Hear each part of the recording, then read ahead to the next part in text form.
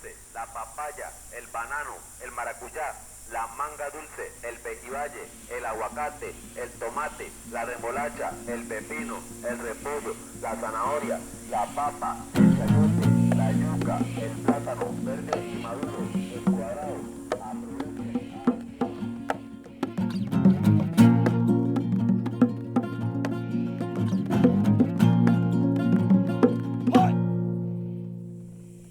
G'day and welcome to Cuba de Rio. I'm Matt Soley. At the top there, we had a passing fruit seller that was basically listing every fruit in the Spanish dictionary. And we're in Costa Rica, and this has a special place in my heart because I came here as a 15-year-old on a year-long exchange in this northern part of Costa Rica, which I explored this week. So there's a lot of wandering down nostalgia and memory lanes going on this week, but in essence, it was just me trying to rediscover what Costa Rica is today, and if it has changed at all. And I can certainly say that it has. Costa Rica, baby, we're back. It was incredible. The sense of elation I had coming across the border yesterday from Nicaragua. Like, I had a fantastic time in Nicaragua, but some bad things went on there, and I was keen to get back into a country which I know. And so once I got into Costa Rica, across the border, I met a policeman on the other side of the line. I was like, "Where's the immigration office?" And he said, "Over there, mate. Pura vida, mai." And I was like, "Oh, so good to be back in Costa Rica." Pura vida, mai, essentially the Costa Rican version of cool beans, mate. And it was just made you feel at home straight away. And like, as soon as I got into this country, there was we were in the bus. Costa Rica, by the way, doing very well out of its free trade deal with China. Like, the buses here are spanking new, and so they're glorious. They're very nice. And so we jumped in this like rather modern European-looking bus. Just they had a Chinese mark on it. But so I saw like a volcano that I went to on a school excursion 7 years ago. So it's like there's already landmarks that I recognise, and I've got all the school friends and host family all rearing and ready to go for these epic parties that are going to happen on this coming weekend. But I think you guys will get to hear about all that next week. Because, there's going to be a lot that occurs in this week. So I might share some of the thoughts that I've had and the little things I've noticed that have changed about Costa Rica in the intervening 7 years. Firstly, they went and changed the money on me. Like, luckily I've got a collection of all the different notes and that they had back in 2009. But it seemed like 2010 they introduced all new bills. And in case Costa Rica, in case you forgot that Costa Rica's main objective as a country is to be an eco-tourist's wet dream, like, the Costa Rican bills now have a historical figure on one side and then a subtle reminder of its natural beauty on the other. So they're all rather pretty, but I prefer the old-style bills, I must say, because they had these lovely little portraits of Costa Rican life and culture in these rather large rectangles on them, and they're preferable to sort of stylized bull sharks. So there's that. And as I came in, I also noticed that there's been a proliferation in cable TV. Like, every single house here has a cable TV sort of satellite on the roof of it. Some of them haven't figured out how to wire multiple televisions up to just one cable TV satellite. So some houses have like 4 different satellites, all pointing in the same direction, all run by the same cable TV company, like Claro or Sky. But there's that. And the whole countryside here in Costa Rica is ready to go up in flames. It is super duper dry. And some farmers, they also have the habit of burning their fields here in Costa Rica. But there was clear evidence that some of the cattle farmers in this area have lost control of their little spot fires, and there were entire hillsides that were just burnt to a crisp, because the conditions here are really conducive to quite a large blaze if it ever wanted to take off. But It's good to be back in Costa Rica. I decided to camp in the far, far north of Costa Rica in a place called Puerto Soley. And I really only chose this because I've got a week to burn before I have to meet the host family, and Puerto Soley sounds slightly like Puerto Soley. So rather narcissistic reasons that I'm here. But Costa Rica is bloody expensive. Like, I'm staying in a dorm here in Puerto Soley, and it is 8 times more than my last dorm in Nicaragua. I'm paying $16 for a night. It's ridiculous. And so I know a couple of my backpacking buddies that have already escaped to Panama to the south because it's slightly cheaper. And so yeah, here's seeing if we survive 3 weeks in mighty Costa Rica. But Puerto Soley is very nice. It's just this gorgeous wide bay surrounded by hills, and Nicaragua is visible in the far distance there as a far off headland. So it's nice. We've got the rest of the Guanacastecan Peninsula beneath us, and we will spend all of this following week just chilling out next to the beach. It's going to be good.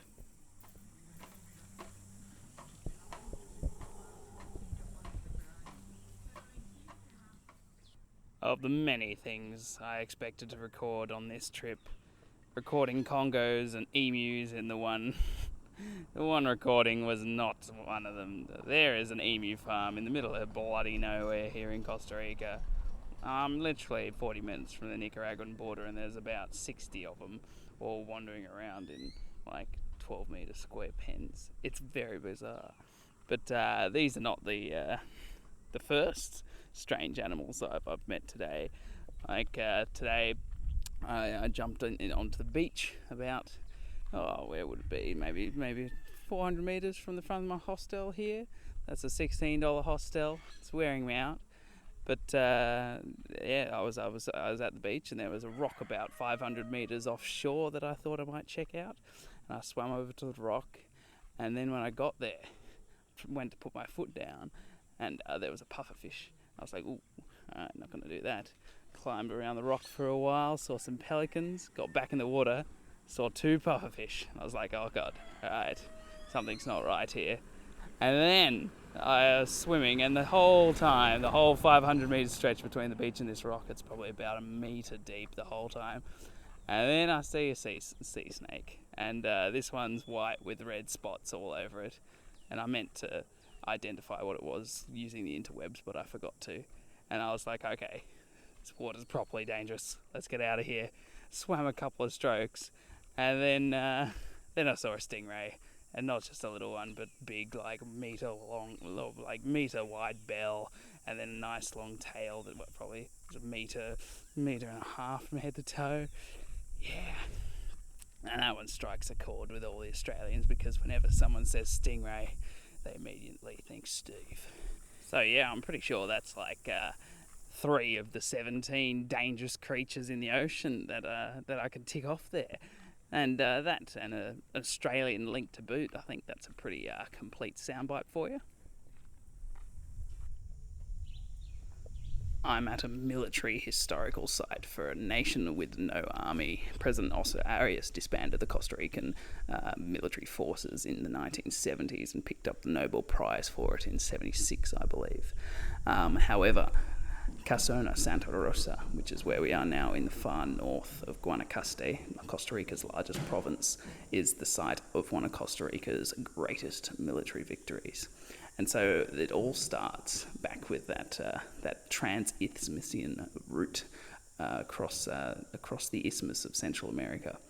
And Nicaragua at the time was the main way of getting goods across from the gold fields in on the west coast of the United States all the way around to New Orleans and New York. And so basically, in the 1830s, the US adopted a policy of manifest destiny, and this contributed greatly to its conquering of the west of the United States, but also had the unintended consequence of emboldening private citizens to try and expand the US's territory on their own. And so this led to a group of people called the filibusters, who were just these individuals that would go down into Central American nations, plant the US flag flag in the ground and cause a big ruckus. And so this was these guys were partially the spark for the Mexican-American War in the 1850s, and there are a number of individuals that caused havoc for Mexico, and then one in particular, William Walker, who came down to Nicaragua and caused a shit show for all the remaining Central American nations. So William Walker established himself behind the puppet government of Patricio Rivas in Grenada in the 1850s. And by 1856, Costa Rica had enough of his presence in the region and declared war against William Walker and his filibuster government. And so this led to the Nicaraguan forces coming down to Costa Rica, and they came through Puerto Soley, which was where we just were, to the Hacienda Santa Rosa, which prior to there being a Pan-American highway from Alaska all the way through to Patagonia, this was the one way you had to go through to get south. And so the Nicaraguan forces came to Santa Rosa, and at the same time the Costa Rican government sent their military up to Guanacaste to confront them here at Hacienda Santa Rosa. And the battle was a long one. It lasted all of 14 minutes. And it's the greatest achievement in Costa Rican military history. So 14 minutes, and it was all done, and they sent the Nicaraguans packing. And then they pushed up later on into Nicaragua and eventually dislodged William Walker and his filibuster government in May of 1857, so a year later nearly. But yeah, I love this museum. It's a gorgeous old house that wasn't affected by the battle. It actually lasted through till the 1990s before it was burned by arsonists, but it's been reconstructed, and it's just the best museum I've been in because it is so well balanced. Every other museum I've seen about the revolutions of Central American nations from Mexico, Cuba onwards, basically very, very biased, and there's a lot of aggrandizement of certain historical figures and not a lot of critique. But the Costa Ricans here are beautifully frank in the rather small scale of their battles. They didn't waste any time in telling you that the battle only took 14 minutes, and then beyond that, they spared no moments in wasting any time saying that the troops then all caught cholera, and then dispersed it amongst the Costa Rican population on returning home. And this led to 140 deaths a day between April and August 1856, which killed like 10% of the Costa Rican population at the time. And this is just in a did you know little fact box down here. It's just gorgeous. I love it. And it's certainly a museum befitting of the great military battle that took place here.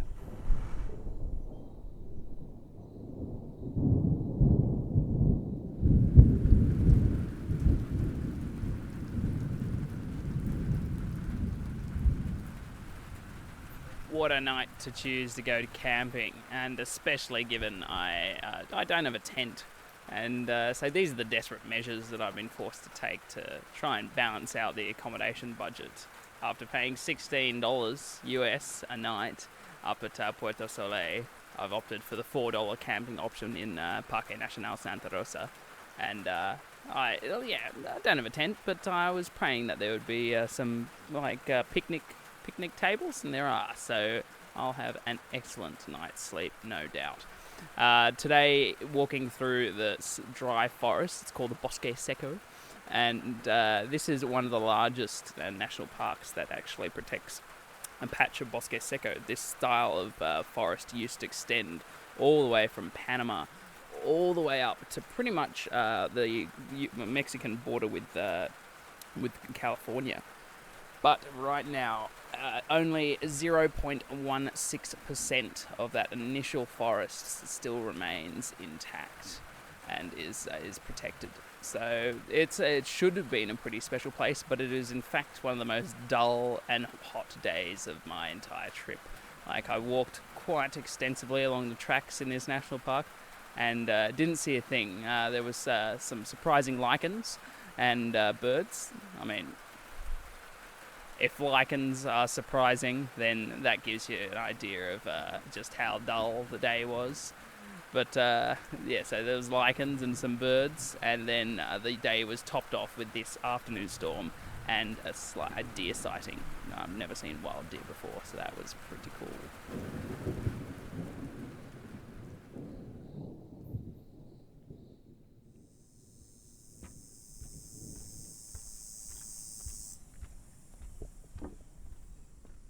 The creepy boardwalk at Playa Avellanas.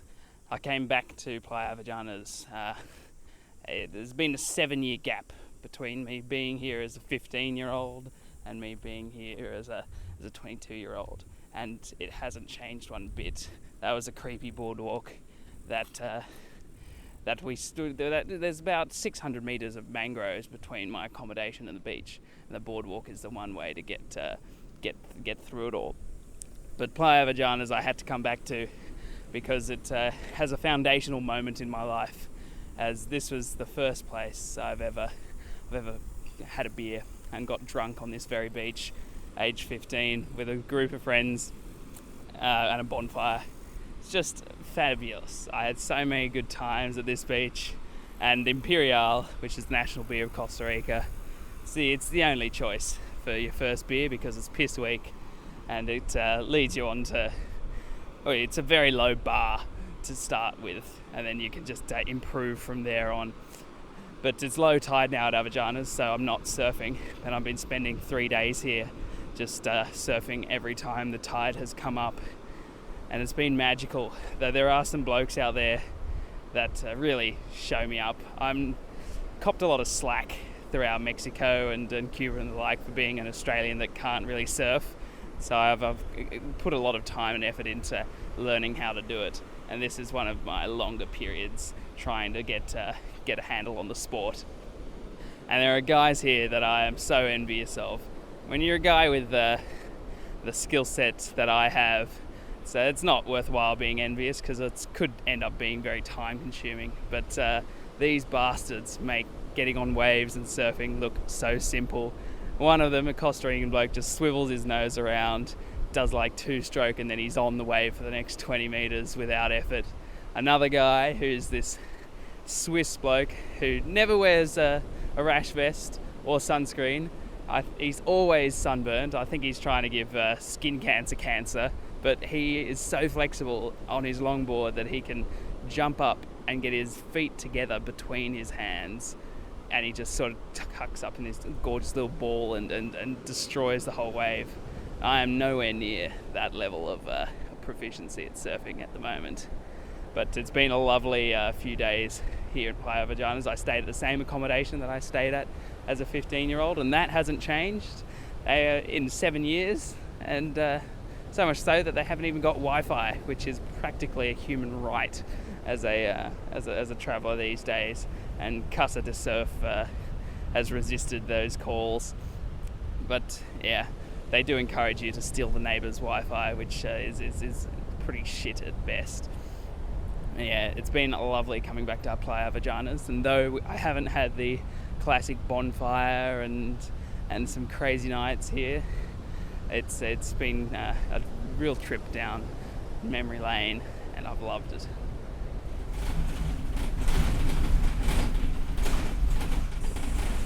We're leaving Playa Avellanas now, and the bus is exactly the same as it was 7 years ago. Hasn't changed a bit. I remember one of the times I came here, this bus had to plough through a river, and the water was welling up through the stairwell there and nearly into the actual cabin floor, so it was a bloody deep river. But we're on our way to Hojancha, my old host town, so hate to leave you on this cliffhanger here, but that's how it goes. We'll see whether my host family will accept me again, whether my high school friends have stuck true to their word and will all be waiting for me there, and hopefully we're going to have an absolutely kick-ass time in Hojancha, and I look forward to seeing you then. And a correction straight off the bat there. It turns out I cocked up the fact that Costa Rica had got rid of its military in the 1970s. It was actually done back in 1948. 1978 by the president then, Jose Figueres. And he redirected all the funds towards education, health and the like, and environmental protection back then, which shows huge amounts of foresight on his behalf. And then President Oscar Arias later on did indeed win the Nobel Prize, but in 1987, for his role in organising the truce of the Concha War. So you might remember in Nicaragua that there was the revolution in Nicaragua in 1979, and then there was 9 or 8 years of revolutionary government in power, and then Ronald Reagan got sick of that, and so he armed a bunch of Contras via Iran and tried to spawn its counter-revolution, but it didn't go too well. And Oscar Arias had quite a significant role in determining the peace settlement that eventually occurred after that. Anyway, this week I was surfing in Avellanas, as you already know, and I was lucky enough to have these 2 fabulous German blokes staying at my accommodation with me. So we shared the same gripes and we just had a good time. So I'll let them introduce themselves. Like, I'm Malte, I'm 26, I just turned 26 3 or 4 days ago, in a way. All right, how did you celebrate that in Costa Rica? And not so much, actually. It was quite fun. I think in the journey is the celebration of the birthday. And I think we were in Samara. We had some beers the evening before, and then we just went at that day to Monteverde, I think. Yeah.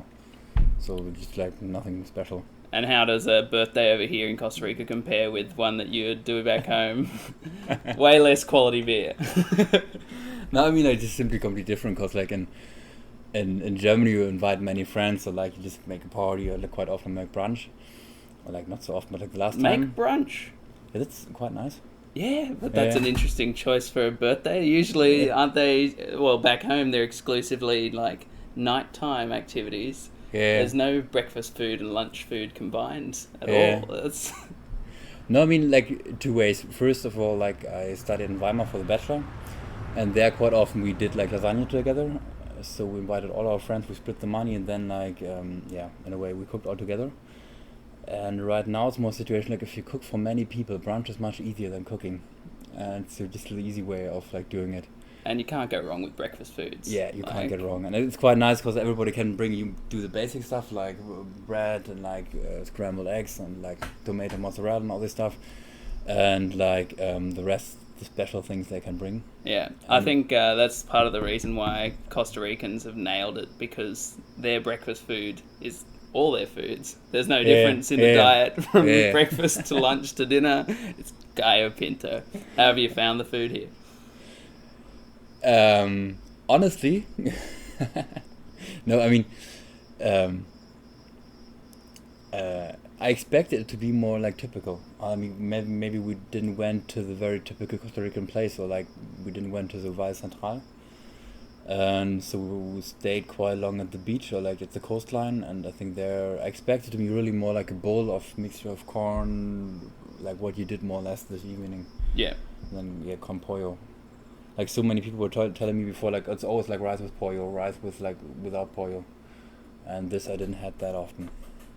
Oh well, I don't know. I'm in training because I'm going back to my my host mother in a few days, and so I'm trying to recalibrate my cooking skills, because I used to make breakfast every morning for the host family. Yeah. And so I'd be up at 5 because I had to be at school at 7, and so I'd have my shower and then I'd make breakfast for everyone, and then if I made a big enough breakfast, then I'd have some food for later in the day, because usually there wouldn't be other meals than that first one. So I've got to get my Gallo Pinto back up to scratch. So that's what this has been all about.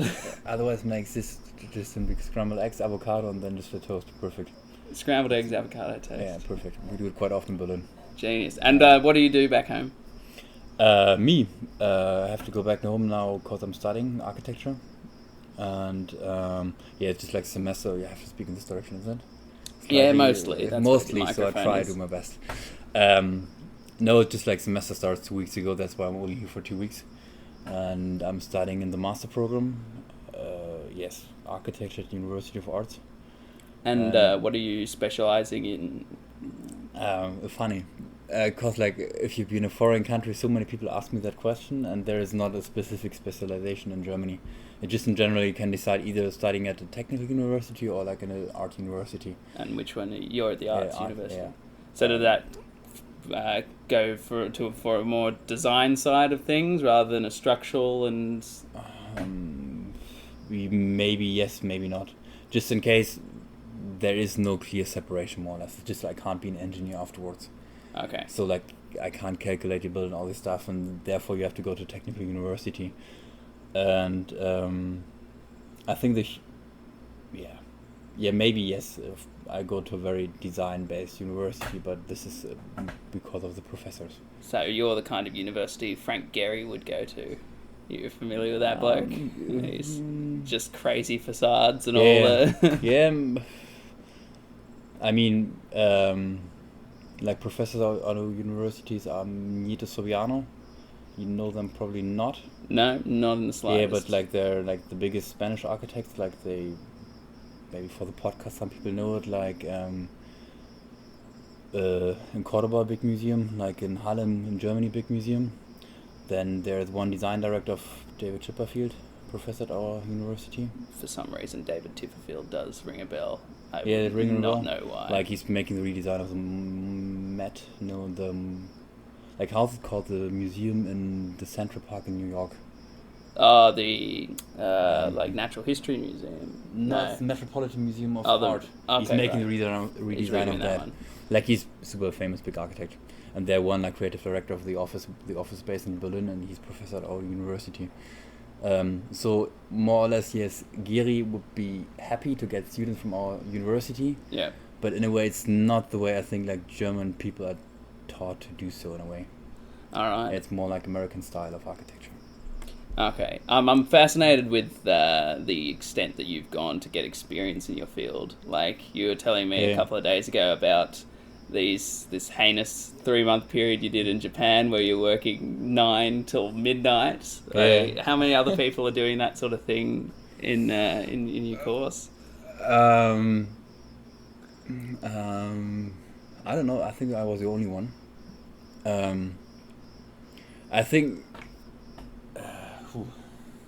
no, just in general, I mean, I think I was lucky to find a subject or like a topic I was really fascinated with. And what was the topic? Yeah, like architecture. Okay, right. Yeah, I'm really quite happy with my university class, and really like, of course, if you do like these free stuff, like artistic ones, kind of in a way you make your hobby your job.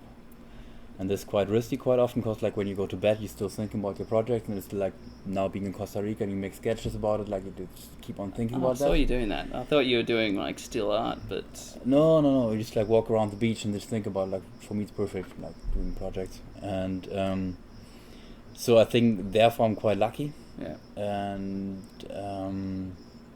then in a way, like if you really... I can't explain exactly why I did it. No, so what was getting you through those 9-hour days then? Yeah. Like what was driving you like to do that for, what was it, 6 days a week you were saying? Yeah. It was like from 9 till midnight, 5 days per week, or like Friday we stopped at 10, then we went to a bar all together. Yeah. And then Saturday we just like started at 12, 1, and then like some Sundays we have to work as well. I mean, it would be like I just told you 2 or 3 days ago, like it would be similar if you work for the Fed, for instance, make their internship. It's really like if you are passionate about that, if you really have the possibility to work there, it's really like, it's a nice team, young people. Once there was a question in the office, like who's older than 30 years? There was only a single person raising his hands. So all the people, like were 14 total, were under 30. Wow. And I mean, imagine a group of 40 people, like in a completely masked room. I will show you a picture later of it. And I mean, it was a situation that the office was about, like, let's say 300, 400 square meters, was just only one loft. And there were models everywhere. You just like push them aside, put their laptop on it. Oh, so it's completely open plan then. Yeah. All right. So what's that like? How do you go about making relationships with the people you're working with? Because are you focused on your bit of the project the whole time, or is it a very collaborative environment? I mean, for me, one of the great things about architecture is that you always work in teams. Like simply, yeah, there is no single man working. It's you always collaborate. You always like meet again in teams and all this stuff. So therefore, where the whole office was separated in 7 teams, and I was in one team. We're a team of 4, and I was lucky because in my team there was a big job like the Serpentine Pavilion. We did this. Oh, what was that again? The Serpentine Pavilion. Oh, Serpentine Pavilion. Yeah. Sorry, I'm mumbling quite a lot. That's right. You guys are tired and you've got to get up at 4 a.m. tomorrow. No, so it's in general. Oh, everybody's complaining about mumbling so much. And no, them was just lucky, and my team leader, she was super nice, still working there. And so it was like a team of 4, and we worked together all the time. And then like we had a meeting with the boss, like so Fujimoto, like every evening when he was there, like around 10 a.m. p.m. Sorry. And what's the Serpentine Pavilion might be familiar to people in the architecture world, but for the layman, like the rest of us, what does that mean to the world of architecture? There's Jan coming. Come on, Jan, sit down, get involved. Hey guys. Another German You guy might have to jump in on this side because this is only a single directional mic. This one. Okay. Then nobody will. But listen to we'll finish on the Serpentine Pavilion. Yeah. What's that mean to the people in the world of art, architecture? Yeah. I mean, it's a very, very small job. Yeah. And like, it's really not like you wouldn't get any money out of it. It's just like for the reputation of an office. Like it's, yeah, what is their literature, or like maybe you were comparing it to like the Pulitzer Prize for literature or the Nobel Prize for architecture. Maybe not that there's like the Pritzker Prize, it's just the Nobel Prize for architecture. But Yeah. like for instance, there was a joke in the office at that time. I think like 80% of people like doing the Serpentine Pavilion did already earn the Pritzker Prize or earned it afterwards. All right. So it's really like if you did this pavilion, like you one of the star architects, like you on the top level in a way. Already. Yeah. Well, Jan, give us a quick introduction to yourself then, given you sat down. Hey, I'm Jan. I'm 25 years old. I'm traveling to Costa Rica for 3 weeks with my buddy Malte. And I'm from Berlin as well, so we both are flatmates. And what's it like living together in Berlin? Like, I've heard from my mates that have travelled there, that is the like party capital of Europe. But for 2 blokes living together, is that the case? It is, but basically it was for like the two first years in Berlin were crazy. We were burnt out. We burned out. We were partying like 3, 4, 5 days a week. But then I started to concentrate on my studies, so get my life a bit of a direction. So yeah. And you're another person I could sit down and talk to forever because you studied my field of things like politics and economics. Exactly, yeah. And So I finished my bachelor and soon gonna start my master in monetary policy in Amsterdam. So that's gonna be another big step. Did you do any research into the politics of Costa Rica before you came down here, or I is this a did. politics So of course I did. So the first thing about Costa Rica you hear is that's like the Switzerland of Central or South America. But as I came here, I was a bit not shocked, but I had a different imagination of that country. So I think you mentioned much more richer in a way. yeah, I Like- thought it'd be not as poor. I don't know, in contrast to Honduras or Nicaragua, let's it's say quite crappy. wealthy, but well, I can say I got used to a level of poverty that as soon as I crossed the border into Costa Rica, it was completely blown Yeah. away because. sure. Like, the example I would use is that when you're sitting on a bus in Nicaragua, there might be one person listening to a phone with headphones in that entire bus of 50 people. But in Yeah. Costa Rica, you get on a bus It's and everybody. everyone's Yeah. plugged in. They've all got Samsungs and iPhones. There is a level of wealth here that I've not seen for the entire trip.